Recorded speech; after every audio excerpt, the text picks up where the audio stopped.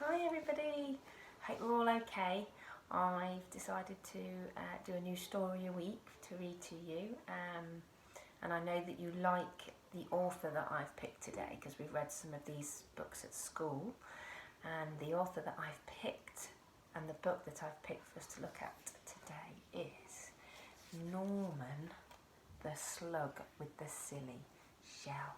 And I wonder if anybody knows the author of this book.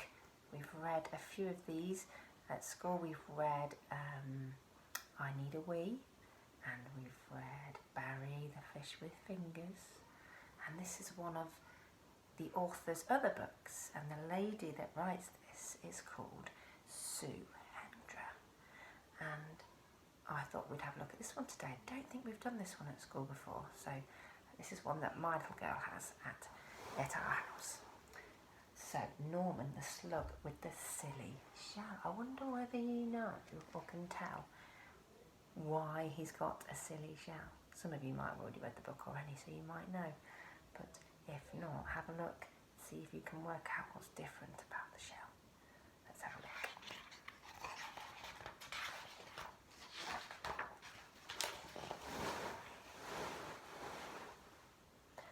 Norman the Slug thought snails were great. Wow, said Norman. Look at them. They're amazing. They are amazing, aren't they? Look at them in their big tower. Made a pyramid, haven't they? Like a pyramid shape. But unfortunately, the snails didn't think Norman was great. Crash!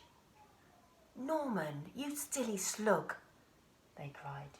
You've spoilt our fun. This only works if you've got a shell. Norman felt left out.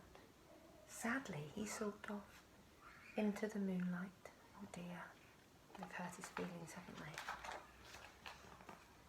they? If only I had a shell of my own, he sighed, looking at his reflection. And that's when he had an idea. Maybe I could have a shell after all, he thought. But finding a shell was not as easy as it seemed. One was too bouncy. I wonder if you can work out why that's a bit bouncy. One was too noisy. And one was already taken. Look who's inside the shell. Norman needed to think. Ta-da! A shell! It was perfect. Norman had never been happier. He could join the snails at last. Oh, it looks like a real shell, doesn't it? What shape is it? It's a circle, isn't it? Norman loved being a snail, and the snails loved Norman's silly shell. Fits right in, doesn't he? Think it'd have worked if he had a square or a rectangle. But the fun didn't last for long. Suddenly there was a loud flapping of wings. Look out! Bird! Cried the snails in a panic. Quick, slither for your lives or you'll end up a supper. But the bird was more interested in Norman's silly shell because it looked delicious. Norman was being carried up and away, higher into the sky. What could he do? Norman did the only thing that a slug could do. He made slime. Lots of it. Bet you all like slime. With a slither and a slobber and a slip and a slide, Norman was free. But he was falling faster and faster and faster until... Plonk. Norman, are you okay? Asked the snail. Wow, said Norman. That was great. I love flying.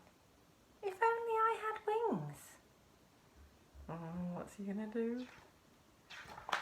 Ta-da!